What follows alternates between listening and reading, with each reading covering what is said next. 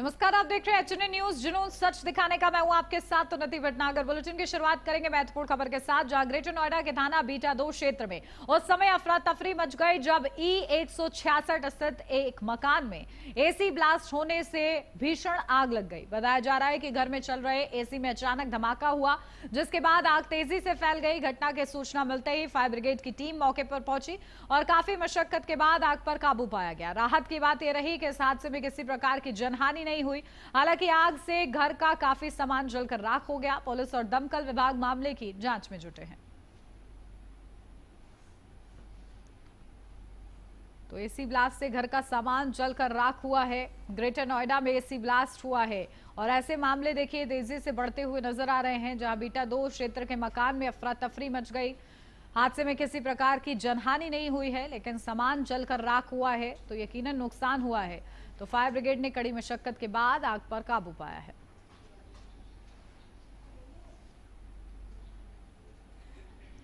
Update लेते हैं, हमारे संवाददाता रमेश परिहार हमारे साथ जुड़ गए नोएडा से। रमेश, क्या कुछ जानकारी? देखिए, आग लगी है और एसी ब्लास्ट हुआ है और ऐसे मामले तेजी से बढ़ रहे हैं। कितना नुकसान का अनुमान फिलहाल यहाँ पर लगाया जा रहा है? उन्नति, जैसे जैसे गर्मी बढ़ रही है और गर्मी से तपिश बढ़ रही है, इसी में आग लगने की घटनाएं लगातार बढ़ रही है। वहीं फायर विभाग की ओर से इसको लेकर अवेयरनेस प्रोग्राम भी चलाया गया था और फायर विभाग की तरफ से मॉकड्रिल भी की गई थी और सभी से निवेदन करा गया था कि आप लोग अपने घरों की जो एसी है उसे समय पर सर्विसिंग करवाएं और उसकी जो वायरिंग है उसे समय पर चेक कराएं। क्योंकि एक सीजन चलाने के बाद आप लोग एसी को बंद कर देते हैं और कंटिन्यू या तो फिर पूरी सीजन चलती है, उसके बाद उसकी सर्विस नहीं होती, फिर गर्मियों में आप लोग सर्विस कराते हैं। तो आम लोगों से निवेदन किया गया था, विशेष तौर पर जो सोसाइटियों में रहते हैं, देखा जाता है कि जो सोसाइटी में लोग रह रहे हैं वो सिर्फ सीजन में सर्विस करवाते हैं, साल में एक बार। तो जब वो गर्मी का सीजन हो रहा है तो सबसे पहले अपनी एसी की सर्विस कराएं, साथ ही साथ सारी वायरिंग को चेक करें और उसके बाद इलेक्ट्रॉनिक जितने भी आपके घर में इक्विपमेंट लगे हैं उनकी वायरिंग को एक बार दोबारा से चेक करवाएं और किसी इलेक्ट्रीशियन को बुलवाएं, उसको चेक करवाएं। अगर आग लग भी जाती है तो उस दौरान क्या करना है आपको? अगर कमरे में धुआं भर जाता है, जिस कमरे में आप हैं और एसी से आग लग गई है, अगर धुआं भर जाता है तो आपको कुछ नहीं करना है। गीले कपड़े को अपनी आंखों पर रख के और अपने चेहरे पे रख के हल्के रेंगते हुए और घुटनों के बल और रेंगते हुए उस कमरे से बाहर निकलना है।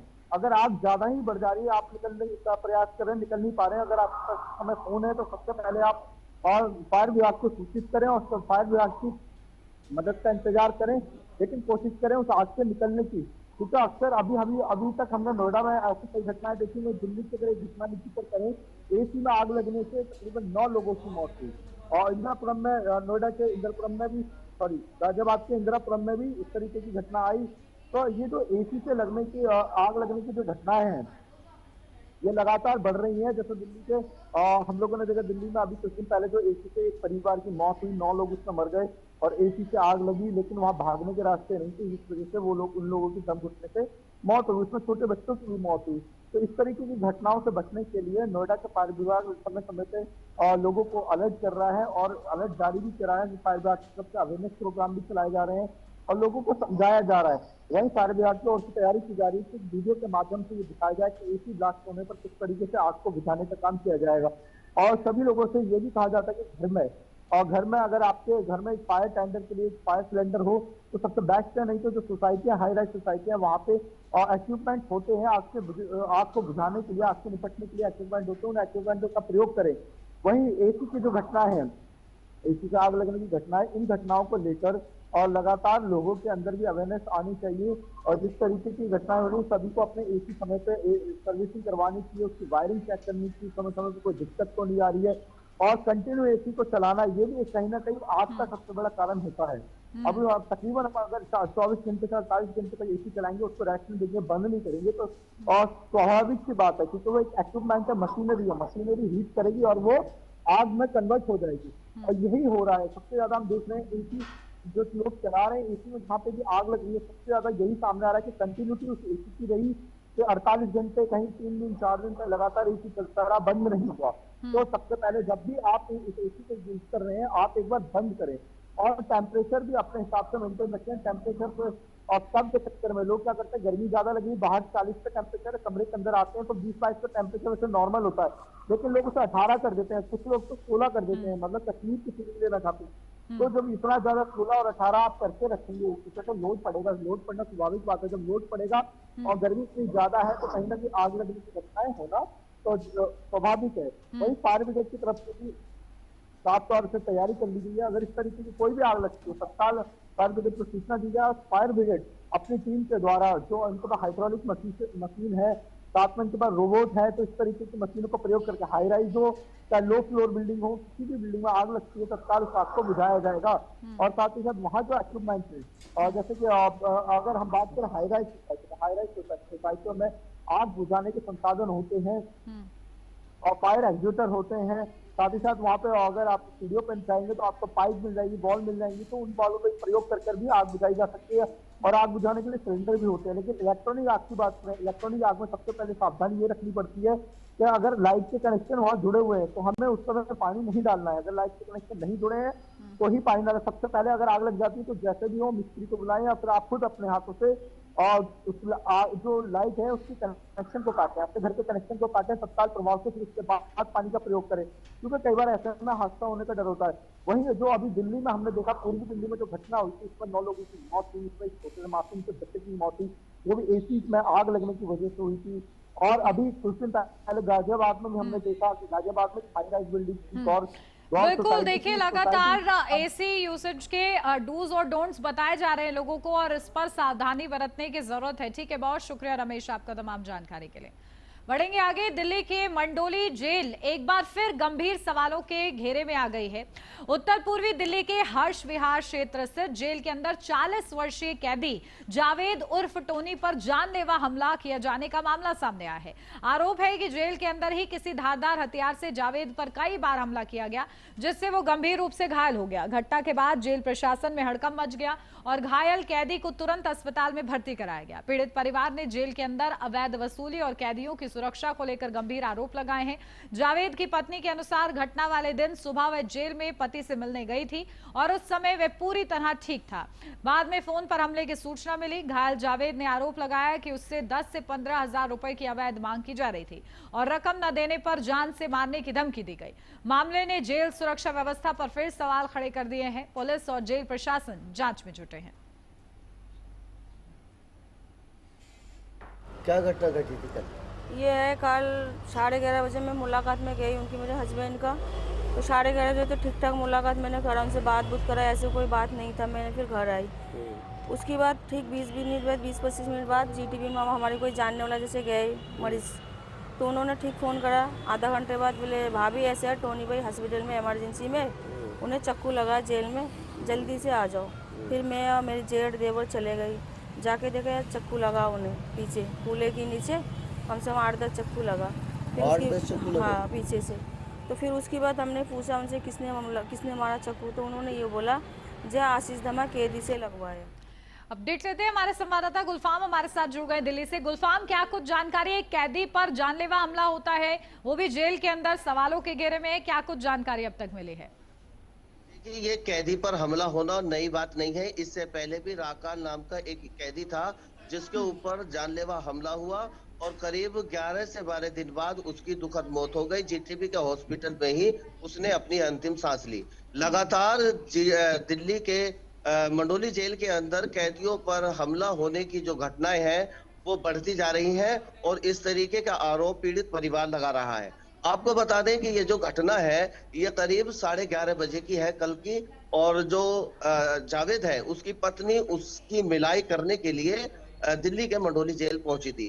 जब तक सब कुछ ठीक था जब वो मंडोली जेल पहुंची, लेकिन जैसे ही वो घर पहुंची तो उसको तुरंत कॉल आता है कि आप जल्दी से दिल्ली के जीटीबी हॉस्पिटल पहुंचो, जावेद पर जानलेवा हमला किया गया है। ये उनके ही किसी परिचित ने उनको फोन कर सूचना दी थी। आनंद फानंद में जब ये दिल्ली के जीटीबी हॉस्पिटल पहुंचते हैं तो वो जैसे ही जावेद को देखते हैं तो हैरान रह जाते हैं, क्योंकि पीठ में बैक बूम के ऊपर उसको कई बार चाकू से वार किया जाता है, हमला किया जाता है और पूरा खून से लथपथ वो दिल्ली के जीटीबी हॉस्पिटल में तड़पता रहता है। ये जावेद जो है राकेल इससे पहले जिसकी मौत हुई थी उसको भी, उसमें भी ये गवाह है, क्योंकि राकेल को भी कहीं ना कहीं जेल के अंदर मारने और पीटने की खबर थी और जेल के सामने, मंडोली जेल के सामने सीमापुरी में रहने वाले लोगों ने हंगामा भी किया था। उसके बाद ये शख्स जावेद उस मारपीट का गवाह था और जैसे ही कल इसको हमला हुआ तो इसकी बीवी ने बताया कि जावेद के ऊपर जो हमला हुआ है वो गवाही को लेकर हुआ है और अवैध 15 से 20 हजार रुपए प्रतिमाह, 10 से 15 हजार रुपए प्रतिमाह अवैध उगाही की बात की जा रही है। जावेद की बात करें तो जावेद जो है वो गांधीनगर से एनडीपीएस एक्ट में मंडोली जेल के अंदर बंद है और काफी दिनों से अंदर है, लेकिन लगातार कैदियों के साथ मंडोली जेल के अंदर हिंसा का मामला थमने का नाम नहीं ले रहा है और लगातार मंडोली जेल प्रशासन पर कैदियों के साथ हिंसा को लेकर आरोप लग रहे हैं। बिल्कुल गुलफाम, लेकिन अब क्या दुरुस्त किया जा रहा है यहाँ पर, क्योंकि अब जब पता चला है कि जानलेवा हमला उगाही जैसे मामले आप बता रहे हैं तो कुछ बदलाव यहाँ पर हुआ है इस घटना के बाद? देखिए, पास ही में एक थाना है हर्ष विहार और हर्ष विहार क्षेत्र अंतर्गत ये पूरी की पूरी जेल आती है, लेकिन अभी तक जेल प्रशासन और ये कहें कि दिल्ली पुलिस की ओर से इस पूरे घटनाक्रम को लेकर किसी तरह का कोई भी ऑफिशियली बयान नहीं आया है और ना ही अभी तक पीड़ित परिवार को आश्वासित किया गया है कि इस पर जांच चल रही है। लेकिन जिस तरीके से दिल्ली के जीटीबी हॉस्पिटल के अंदर सुरक्षा कर्मी पुलिस वाले वीडियो बनाने से साफ इनकार कर रहे थे कि वीडियो नहीं बना सकते, अब सवाल यह है कि जेल के अंदर आकर हथियार पहुंच कैसे रहे? जेल के अंदर अगर हथियार पहुंच रहे हैं, जेल के अंदर अगर कैदियों के ऊपर हमला किया जा रहा है तो फिर बिल्कुल देखिए, सुरक्षा कहीं ना कहीं घेरे में है कि आखिर जेल के अंदर कैदी सुरक्षित नहीं है तो फिर आखिर तंत्र क्या कर रहा है। ठीक है, नजर बना के रखेगा इस खबर पर। बहुत शुक्रिया आपका गुलफाम। यार रुकेंगे छोटे से ब्रेक के लिए, जल्द हाजिर होते हैं।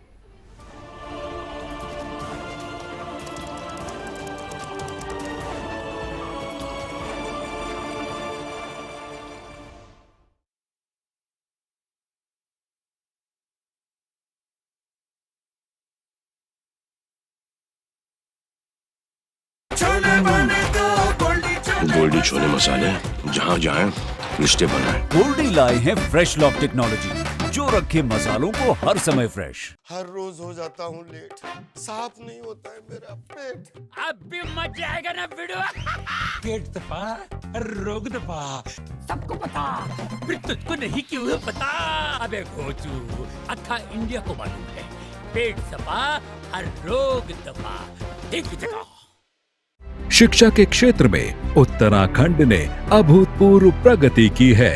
प्रदेश सरकार ने राज्य में राष्ट्रीय शिक्षा नीति 2020 लागू करते हुए शिक्षा व्यवस्था में क्रांतिकारी सुधार किए हैं।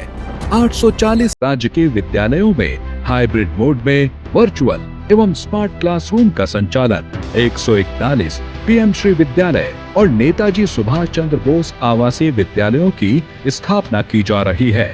स्कूलों में खेल के मैदान, स्वच्छ पेयजल और लाइब्रेरी के साथ साथ प्रयोगशालाएं उपलब्ध।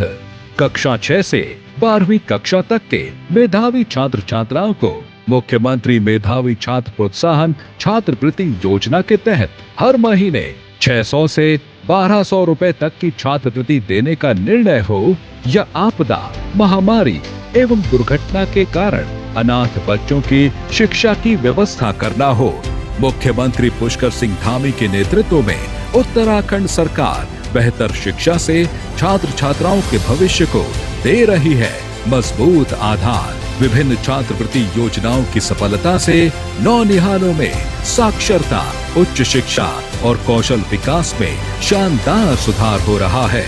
माध्यमिक विद्यालयों की संख्या में 52% की बढ़ोतरी।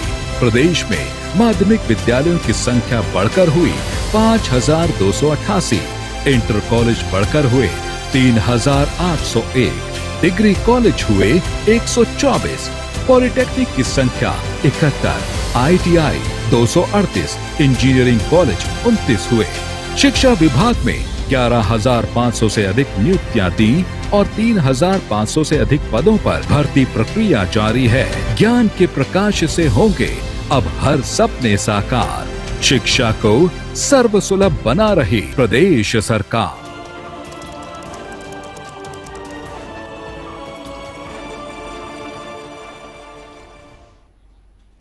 ब्रेक के बाद स्वागत है आपका। बढ़ते हैं आगे। गाजियाबाद के कोतवाली क्षेत्र स्थित कैला भट्टा मोहल्ले में सपा नेता हाजी खलील के चौथे निकाह को लेकर विवाद गहरा गया है। 70 वर्षीय हाजी खलील द्वारा 20 वर्षीय युवती से निकाह किए जाने के बाद उनकी दूसरी पत्नी नाजरीन ने पुलिस अधिकारियों से शिकायत कर गंभीर आरोप लगाए हैं।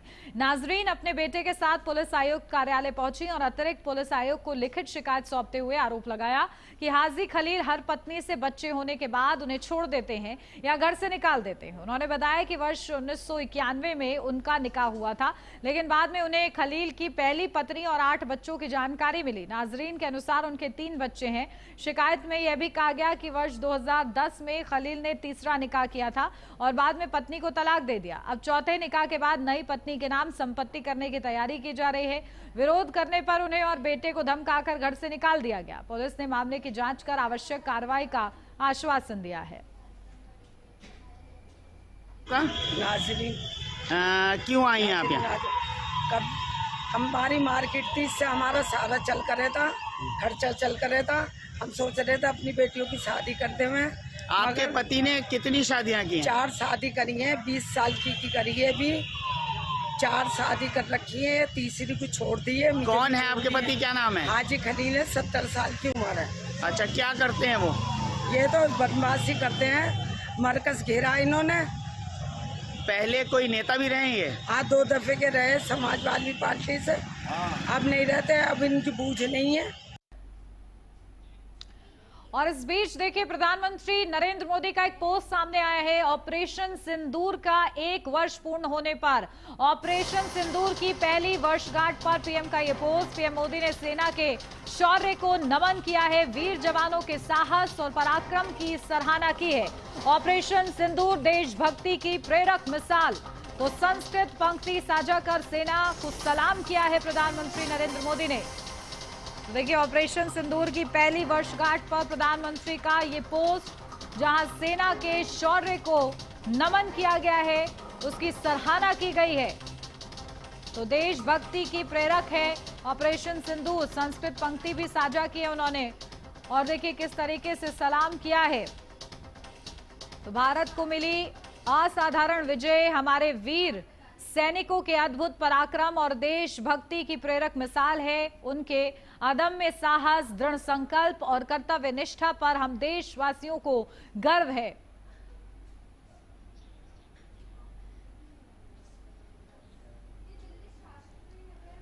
जांजगीर चांपा जिले के पामगढ़ थाना क्षेत्र में दामाद की हत्या का सनसनीखेज मामला सामने आया है।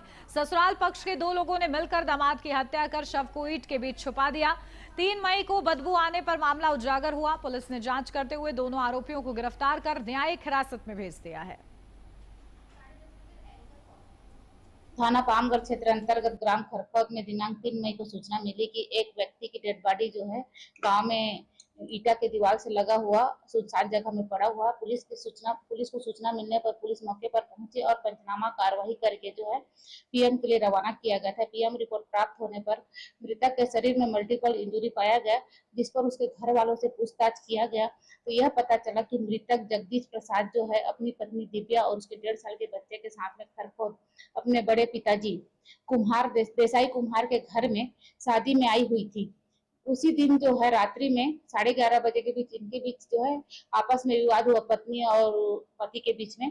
तो उसका साला जो है राम नारायण दोनों मृतक जगदीश को जो है समझाने के लिए बाड़ी तरफ ले गए। जगदीश के नहीं समझने पर वो पूरा विवाद करने लगा और लड़ाई झगड़ा करने लगा, तो उसको हाथ मुक्के से मारपीट किए तथा डंडे से भी मारे थे एवं गला दबा दिए थे। गला दबाने से जो है उसकी मृत्यु हो गई थी। रायपुर में उप मुख्यमंत्री विजय शर्मा का लौटने पर जोरदार स्वागत किया गया। वे पश्चिम बंगाल के दौरे से वापस लौटे, जहां उन्होंने पार्टी के लिए चुनाव प्रचार किया था। रायपुर पहुंचने पर ढोल नगाड़ों के साथ कार्यकर्ताओं ने उनका स्वागत किया। बीजीवाईएम प्रदेश अध्यक्ष राहुल टिकारेहा समेत बड़ी संख्या में कार्यकर्ताओं ने इस मौके पर जीत का जश्न भी मनाया।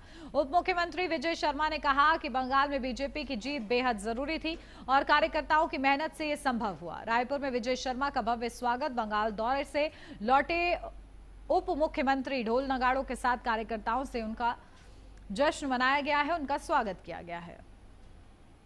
पश्चिम बंगाल की जीत भाजपा के लिए ही जरूरी नहीं थी, ये पश्चिम बंगाल के लिए भी उतनी ही जरूरी थी। और उससे ज्यादा जरूरी ये देश के लिए भी ये जीत है।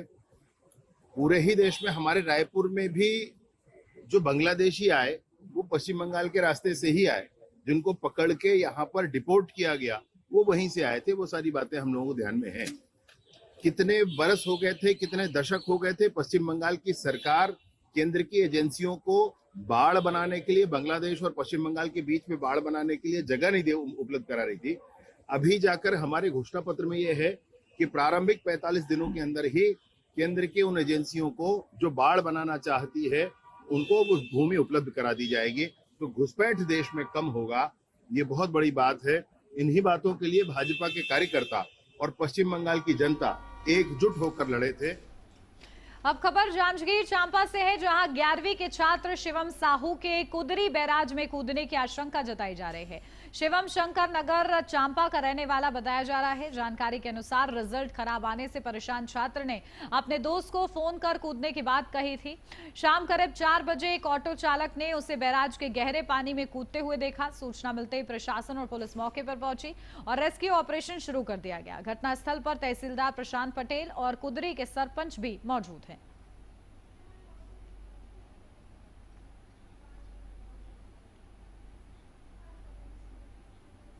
रायपुर से एक सनसनीखेज मामला सामने आया है, जहां एक पारिवारिक विवाद ने खौफनाक मोड़ ले लिया। पंडरी थाना क्षेत्र के सुंदरीपारा इलाके में एक व्यक्ति ने अपने ही 2 सालियों पर गोली चला दी। आरोपी जितेंद्र वर्मा ने घर के अंदर ही अपनी लाइसेंसी पिस्टल से दोनों सालियों पर फायरिंग कर दी। इस हमले में एक युवती की मौके पर ही मौत हो गई, जबकि दूसरी गंभीर रूप से घायल हो गई। घटना के बाद घायल युवती को तत्काल अस्पताल में भर्ती कराया गया, जहां उसका इलाज जारी है। डॉक्टरों के मुताबिक उसकी हालत गंभीर बनी हुई है। घटना की सूचना मिलते ही पुलिस मौके पर पहुंची। पुलिस ने आरोपी को मौके से ही गिरफ्तार कर लिया है और उससे पूछताछ की जा रही है। पुलिस स्टेशन पंडरी के अंदर एक सूचना आई थी कुछ समय, जस्ट आधा घंटा पहले, कि उषा प्राइड नामक जो जगह है, यहाँ पे हम लोग जहाँ पे खड़े हुए हैं, यहाँ पर एक व्यक्ति के द्वारा 2 महिलाओं के ऊपर गोली चलाई थी। जब हम यहाँ पे टीम तुरंत इसके ऊपर पहुंची और जब तस्दीक करी तो जो आरोपी है जितेंद्र वर्मा, जो कि रिश्ते में जो लड़की है जिनको गोली लगी, उनका जीजा लगता है, उन दोनों लड़कियों को गोली मारा क्योंकि आपसी पारिवारिक विवाद था पति और पत्नी का। उससे रिलेटेड अभी तक हमें जो प्रारंभिक जांच है उसमें यही समझ में आया है। और आरोपी को जैसे हमें बताया वैसे आरोपी को तुरंत गिरफ्तार कर लिया गया है। सीन ऑफ क्राइम को हमने एकदम प्रोटेक्ट कर लिया ताकि उसमें इन्वेस्टिगेशन प्रॉपर तरीके से हो सके, और साथ ही साथ उसके आगे जो उसकी विवेचना है वो जारी है। अभी जो प्रारंभिक सूचना है उसके हिसाब से ये बाउंसर का कार्य करता था और जो डिटेल्स है वो खंगाली जा रही है और आपके साथ सुबह शेयर की गई। हरियाणा के पानीपत से दर्दनाक हादसा सामने आया है, जहां एक हेचरी में सीवर लाइन की सफाई के दौरान दम घुटने से 2 मजदूरों की मौत हो गई। घटना चौटाला रोड स्थित हेचरी में हुई, जहां जाम सीवर पाइप को खोलने के लिए 2 मजदूरों को अंदर भेजा गया था। अंदर जहरीली गैस और ऑक्सीजन की कमी के कारण दोनों मजदूर बेहोश हो गए। बाद में उन्हें अस्पताल ले जाया गया, जहां डॉक्टरों ने मृत घोषित कर दिया। मृतकों की पहचान अजय और अंकित के रूप में हुई है। पुलिस ने मामले की जांच शुरू कर दी है। वहीं परिजनों ने समय पर मदद न मिलने का आरोप लगाया है।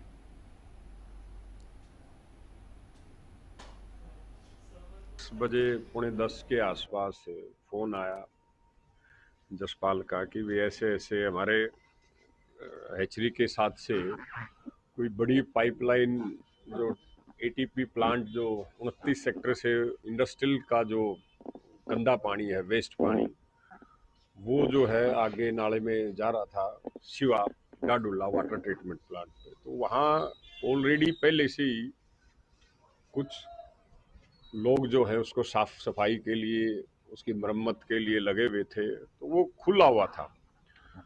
तो जैसे ही वो गए, 2 लड़के, एक हमारा गांगोली का था, हमारा साथी है भाई अजय वो था, और एक और हमारा दूसरा जो लेबर था साथी, वो जो गए खोलने के लिए, भी पानी पीछे बैक मार रहा है। तो उन्होंने देखा एकदम जो है नीचे होल था, तो गैस घुस, मुझे लगता है कि गैस बढ़ गई होगी। तो दोनों जो है एक दूसरा गिरते चले गए।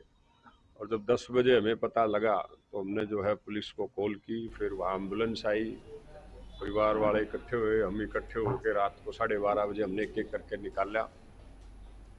और इसी के साथ इस बुलेटिन में बस इतना ही। खबरों का सिलसिला आगे भी जारी रहेगा। आप देखते रहिए HNN न्यूज, जुनून सच दिखाने का।